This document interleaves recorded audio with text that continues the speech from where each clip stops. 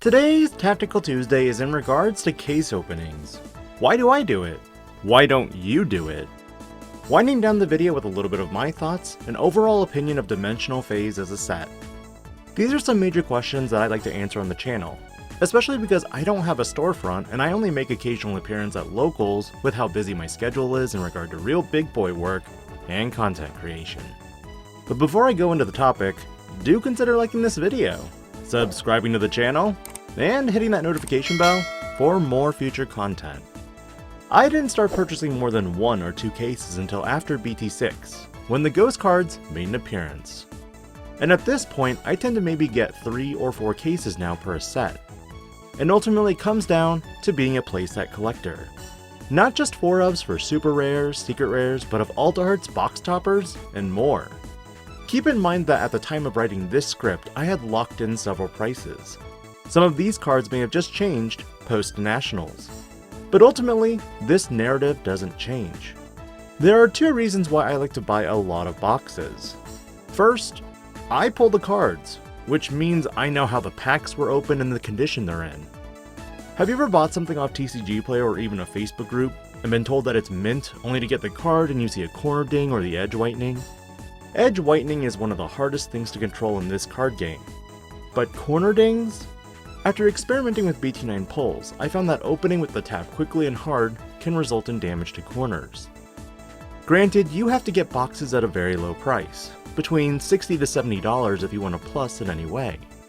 Different sets yield different value at times of opening. For example, right out of the gate with BT11, the Rina Shinomias were going for $50 and the alts going for $70. Over time, the Rinas dropped to $40 and the alt arts dropped to $60. Regardless, when you look at these inherent values, selling on TCG Player will always take fees for you selling, meaning in the end, you get roughly 85% of the value.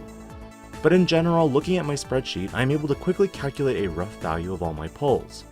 A quick summary of my overall pulls from super rares, secret rares, campaign rares, and alt arts gives me an estimated $3,605.50 value based on TCG Player prices. But if I were to have gone to TCG Player to just buy 4 of each card, including the gold cards, I immediately spend $5,152.40 with tax. Not to mention all the shipping associated with it. Luckily with 4 cases I was able to hit 4 of everything and then some, and start selling what I don't need to put towards the gold cards since I didn't pull any. You might be asking, but DigiPanda, did you plus or minus on your pulls?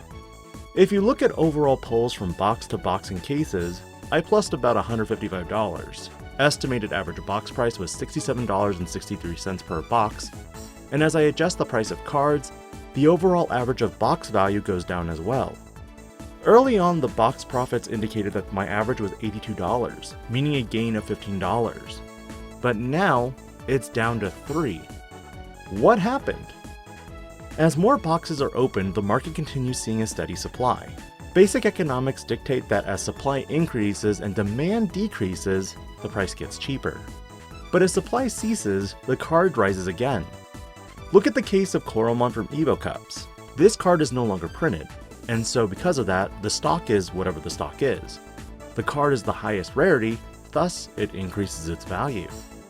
But in terms of best cards in BT11, the cards you don't want to see in a box are Digimon. A regular Digimon is worth 50 cents if not less, while the alternative art is measly $3 or even $4. So if your box held the alternate art Digimon and the alternate art Nikolai Petrov for your 2 hits, it's one of the worst possible box combinations. On the flip side, the best box in the set would contain an alt art Rina Shinomiya, a regular art Rina Shinomiya, and a gold Mastamon. Ultimately, what you open in your box is all about luck. Now you may be wondering why I record every one of my box results. For me, I notice patterns or even specific trends that seem to coincide with the boxes. And because of this, as I open more boxes, this pads my expectations that I continue opening them. Because let's be real, disappointment is one of the worst feeling emotions ever. General trends that I noticed with BT11 were the following. If Mervamon was in the box, almost every box I pulled with her also had Bagramon as well. Black War Greymon X was another hit that I saw consistently with Mirei Mikagura.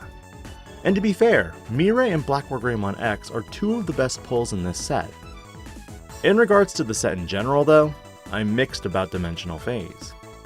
My favorite elements of the box set were the introduction of foil common and uncommon cards. While Greymon is my favorite Digimon, it was definitely nice to get a Greymon X antibody in foil form. And while some cards do have pre-release forms, it still gives players an opportunity to get the extra bling without having to spend $5 or more for a pre-release version. Campaign rares were a toss-up for me, considering I liked the alt arts, but I felt the execution was poor in that I lost a super rare. It definitely felt hard to pull playsets at times, but I just felt that a campaign rare as a box topper would have been more appropriate. Likewise, between the 4 Tamers with alt arts, I really dislike the price range of $5 to $40. The discrepancy makes me enjoy opening alt art Tamers as box toppers more than anything else. And on the note of box toppers, opening boxes with nothing in it but packs felt, I don't know, disappointing? Maybe I've just been spoiled too much by previous sets. But to that end, Dimensional Phase is overall a solid set, but can still be improved upon. I think that if you're going for playsets of cards in general as a collector, cases is the way to go. Additionally, if you're a storefront, you'll always have ways to sell your extras as well. But if you're just a player who wants to play a specific archetype, just pick up singles. Join me next week on a follow-up episode of What Do I Do With My Bulk and Extra Cards? This is DigiPanda, logging out.